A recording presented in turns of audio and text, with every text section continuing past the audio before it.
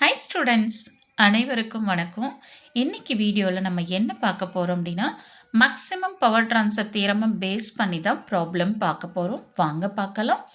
Find the value of RL for maximum power transfer in the circuit of figure. Find the maximum power. So இதுதான் கொடுத்துருக்கிற problem. இப்போ இதில் பார்த்தீங்க அப்படின்னா ஆர்எல்லோட value அன்னோனாக இருக்கும். எப்போவுமே மேக்ஸிமம் பவர் ட்ரான்ஸ்ஃபர் தியரம் அப்படின்னா ஆர்எல்லோட வேல்யூவை நம்ம ஃபைண்ட் அவுட் பண்ணணும். இப்போ எப்படி மேடம் ஆர்எல்லோட வேல்யூ ஃபைண்ட் அவுட் பண்ணணும் அப்படின்னா நம்ம தெவினியன்ஸ் தியரமில் ஆர்டிஹெச் ஃபைண்ட் அவுட் பண்ணுவோம். அதே மாதிரி இந்த கொடுத்துருக்கிற சர்க்கியூட்டுக்கு நம்ம என்ன பண்ணணும் அப்படின்னா ஆர்டிஹெச்சோட வேல்யூவை ஃபைண்ட் அவுட் பண்ணணும். ஃபைண்ட் அவுட் பண்ணதுக்கப்புறம் நம்ம என்ன எழுதலாம் அப்படின்னா ஆர்டிஹெச் இஸ் ஈக்குவல் டு ஆர்எல்னு எழுதலாம். ஓகேங்களா? ஸோ ஆர்டிஹெச் தான் உங்களோட ஆர்எல். எப்போ நமக்கு மேக்ஸிமம் பவர் ட்ரான்ஸ்ஃபர் ஆகும் அப்படின்னா internal resistance is equal to load resistance. அப்போ இன்டர்னல் ரெசிஸ்டன்ஸுங்கிறது என்ன அப்படின்னா இங்கே தெவினியன்ஸ் ரெசிஸ்டன்ஸ். அதனால் நம்ம என்ன பண்ணுறோம் அப்படின்னா ஆர்டிஹெச் இஸ் ஈக்குவல் டு ஆர்எல்னு எழுதுகிறோம். ஓகேங்களா? சரி, இப்போ நம்ம என்ன பண்ணணும் அப்படின்னா இந்த கொடுத்துருக்கிற சர்க்கியூட்டை எடுத்துகிட்டு நம்ம ஆர்டிஹெச்சோட வேல்யூவை ஃபைண்ட் அவுட் பண்ணணும். அப்போ ஆர்டிஹெச் ஃபைண்ட் அவுட் பண்ணணும் அப்படின்னா நம்ம என்னென்ன பாயிண்ட்ஸ் அப்ளை பண்ணுவோம் கொடுத்துருக்கிற சர்க்கியூட்டுக்கு? ஃபஸ்ட்டு லோட் ரெசிஸ்டன்ஸை ரிமூவ் பண்ணுவோம். அடுத்து கொடுத்துருக்கிற சர்க்கியூட்டில் கரண்ட் சோர்ஸ் இருந்தது அப்படின்னா என்ன பண்ணுவோம்? அதை ஓப்பன் சர்க்கியூட் பண்ணிடுவோம். அதே மாதிரி வோல்டேஜ் சோர்ஸ் இருந்ததுன்னா என்ன பண்ணுவோம்? ஷார்ட் சர்க்கியூட் பண்ணுவோம். இந்த 3 பாயிண்ட்டும் கொடுத்துருக்கிற சர்க்கியூட்டில் நம்ம அப்ளை பண்ணுவோம். ஓகேவா?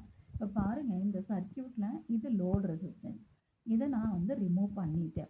ஓகேவா? பண்ணிவிட்டு ஏபிங்கிறத நான் மார்க் பண்ணியிருக்கேன். அடுத்து இங்கே கரண்ட் சோர்ஸ் இருக்கிறதுனால இந்த கரண்ட் சோர்ஸை நான் என்ன பண்ணியிருக்கேன்? ஓப்பன் சர்க்கியூட் பண்ணியிருக்கேன். நெக்ஸ்ட்டு இங்கே வோல்டேஜ் சோர்ஸ் இருக்கிறத நான் ஷார்ட் சர்க்கியூட் பண்ணிட்டேன். ஓகேவா? ஸோ பண்ணதுக்கப்புறமா வர ரிமைனிங் சர்க்கியூட் தான் இது. ஓகே, இப்போ பாருங்கள், இந்த 3 ஓமும் 2 ஓமும் எப்படி கனெக்ட் ஆகிருக்கு? சீரிஸில் கனெக்ட் ஆகிருக்கு. ஏன்னா இது ஓப்பன் ஆகிட்டதுனால.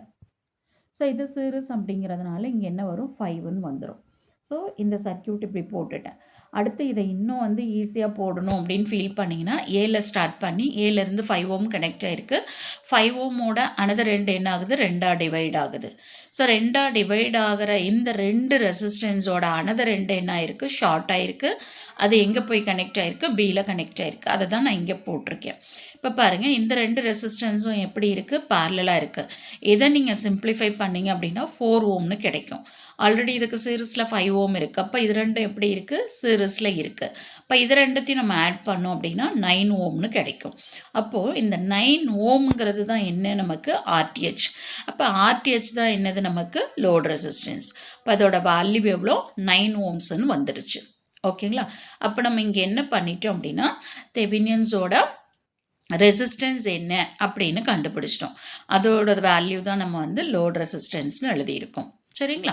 அடுத்து நம்ம என்ன பண்ணணும் அப்படின்னா விடிஹெச்சை ஃபைண்ட் அவுட் பண்ணணும். இப்போ விடிஹெச் ஃபைண்ட் அவுட் பண்ணணும் அப்படின்னா கொடுத்துருக்கிற சர்க்கியூட்டில் லோட் ரெசிஸ்டன்ஸ் இருந்தது அப்படின்னா அதை நம்ம என்ன பண்ணணும்? ரிமூவ் பண்ணிடணும்.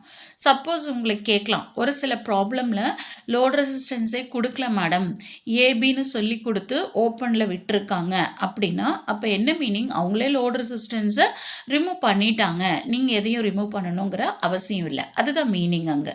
சரியா? இங்கே இந்த சர்க்கியூட்டில் நமக்கு லோட் ரெசிஸ்டன்ஸ் கொடுத்துருக்காங்க. அதனால் நம்ம என்ன பண்ணுறோம் அப்படின்னு சொன்னால் லோட் ரெசிஸ்டன்ஸை ரிமூவ் பண்ணுறோம். ஓகே, தெவினியன்ஸ் தியரம்லையும் இதே கான்செப்ட் தான். லோட் ரெசிஸ்டன்ஸ் கொடுத்துருந்தாங்க அப்படின்னா அதை ரிமூவ் பண்ணுங்கள், இல்லைன்னா அப்படியே நீங்கள் ப்ராசஸ் பண்ண ஆரம்பிச்சிருங்க. ஓகேவா? சரி, இப்போ நம்ம என்ன பண்ணணும் அப்படின்னா இந்த சர்க்கியூட்லேருந்து விடிஹெச் என்ன வருது அப்படிங்கிறத நம்ம ஃபைண்ட் அவுட் பண்ணணும். இப்போ பாருங்கள், இந்த கொடுத்துருக்கிற சர்க்கியூட்டில் இருந்து நான் லோட் ரெசிஸ்டன்ஸை மட்டும் ரிமூவ் பண்ணிவிட்டு ரிமைனிங் இருக்கிறது எல்லாத்தையுமே அப்படியே ரீடைன் பண்ணிவிட்டு எனக்கு என்ன தோணுச்சுன்னா இதில் இருந்து நம்ம எப்படி விடிஹெச் கண்டுபிடிக்கிறது? ஏன்னா இப்போ விடிஹெச்ங்கிறது ஏபி டெர்மினலுக்கு அக்ராஸாக இருக்கிற வோல்டேஜ் தான் விடிஹெச். இப்போ இதுக்கு பார்க்குறீங்க அப்படின்னா இந்த 2 ஓமில் கரண்ட் ஃப்ளோ ஆகாது. ஏன்னா இது ஓப்பன் சர்க்கியூட்டுங்கிறதுனால இது கரண்ட் ஃப்ளோ ஆகாது. அப்போ இங்கே எந்த வோல்டேஜும் ட்ராப் ஆகாது. அப்போ நம்ம என்ன பண்ணுவோம் அப்படின்னா ஏபி டெர்மினலுக்கு அக்ராஸாக என்ன வோல்டேஜ் இருக்கும் அப்படின்னா இங்கே என்ன வோல்டேஜ் இருக்கோ அந்த வோல்டேஜ் தான் விடிஹெச் அப்படின்னு நம்ம நிறைய ப்ராப்ளம் பார்த்துருப்போம். பட் ஆனால் இங்கே என்ன பிரச்சனை அப்படின்னா இங்கே கரண்ட் சோர்ஸ் கொடுத்துருக்காங்க. அப்போ கரண்ட் சோர்ஸ் இருக்கிறப்ப நம்ம எப்படி ஃபைண்ட் அவுட் பண்ணுறது அப்படிங்கிற கன்ஃபியூஷன் எல்லாருக்குமே வரும். இது ரொம்ப ஈஸி தான். ஓகேவா? இப்போ எப்படி கண்டுபிடிக்கணும் அப்படின்னா ஃபஸ்ட்டு நான் என்ன பண்ணுறேன் அப்படின்னா இந்த லூப்பையும் எடுத்துக்கிட்டு இங்கே வந்து என்ன கரண்ட்டு போகுது அப்படிங்கிறத நான் கண்டுபிடிக்கிறேன். ஏன்னா இந்த லூப்பில் வந்து அவங்களே கரண்ட் கொடுத்துருக்காங்க பாருங்கள். இந்த 2 ஆம்பியர் கரண்ட்டு இப்படி ஃப்ளோ ஆகுது அப்படின்னு சொல்லிட்டாங்க. இது ஓப்பனுங்கிறதுனால இதில் வந்து கரண்ட்டு ஃப்ளோ ஆகாது. அப்போ இங்கே இருக்கிற கரண்ட் என்ன ஆகும் அப்படின்னா இந்த வழியாக போகும். 3 ஓம் வழியாக நமக்கு ஃப்ளோ ஆகும். ஓகேவா? அதனால் நான் என்ன பண்ணுறேன் அப்படின்னா இந்த 2 லூப்பை எடுத்துகிட்டு ஸோ இதிலிருந்து I1ஓட வேல்யூ என்ன வருது அப்படிங்கிறத நான் கண்டுபிடிக்கிறேன். இது லூப் 1, இது லூப் 2ன்னு எடுத்துக்கிறேன். நெக்ஸ்ட் வந்து பார்த்தீங்கன்னா இந்த கரண்ட் சோர்ஸோட டைரக்ஷன் அப்வர்டில் இருக்கிறதுனால நான் இந்த டைரக்ஷன் எடுத்துக்கிறேன். That is anti clockwise direction எடுத்து என்னோடய லூப்பை மார்க் பண்ணியிருக்கேன். ஓகேங்களா? சரி, இப்போ இந்த லூப்பில் கரண்ட் I1 எடுத்திருக்கேன், இதில் போகிற கரண்ட் I2 எடுத்திருக்கேன். ஸோ அப்போ இது வந்து பார்த்தீங்க அப்படின்னா இதிலிருந்து வர கரண்ட்டு மூவிங் டுவர்ட்ஸ், இதிலிருந்து வர கரண்ட்டு மூவிங் டுவர்ட்ஸ், அதனால் இங்கே வர கரண்ட்டு I1 + I2ன்னு நான் மார்க் பண்ணியிருக்கேன். மார்க் பண்ணதுக்கப்புறம் நான் என்ன பண்ணுறேன் அப்படின்னா இந்த ஃபஸ்ட்டு லூப்பை மட்டும் எடுத்துகிட்டு கிர்ச்சாஃப்ஸோட வோல்டேஜ் லாவை எழுதுகிறேன். இப்போ 12 அடுத்தது -6 × I1 minus 12 into I1 plus I2 is equal to 0. இப்போ இதில் வந்து I1 தான் unknown, I2 நமக்கு தெரியும் 2 ஆம்பியர்னு சொல்லிட்டு. இங்கே கரண்ட் நமக்கு வந்து ப்ராப்ளம்லே வேல்யூ என்னன்னு கொடுத்துட்டாங்க 2ன்னு சொல்லிட்டு. அப்போ I2ங்கிற இடத்துல 2 சப்ஸ்டியூட் பண்ணி இதிலிருந்து நம்ம என்ன ஃபைண்ட் அவுட் பண்ணிக்கலாம், அன்னோன் வேல்யூ கண்டுபிடிச்சிக்கலாம். I1ஓட வேல்யூ எவ்வளோ வருது அப்படின்னா -0.666ன்னு வரும். அதை நம்ம வந்து என்ன பண்ணுறோம் -0.667ன்னு எழுதிக்கிறோம். ஓகேங்களா? இதை எழுதி முடிச்சதுக்கப்புறம் நம்ம என்ன பண்ணுறோம் அப்படின்னா விடிஹெச்சை கண்டுபிடிக்கணும்.